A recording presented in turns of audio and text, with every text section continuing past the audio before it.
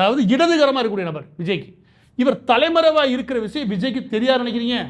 கரூர்ல 42 பேர் இறந்ததுக்கு ஆதவ அர்ஜுனா 80 லட்சம் செலவு பண்ணி டெல்லிக்கு போயிட்டு வராரு. கரூருக்கு ஏன் போகல? அப்புறம் இந்த குஷி ஆனந்த் ஏன் கரூருக்கு போகல? தலைமறைவு. இது விஜய்க்கு தெரியாதா?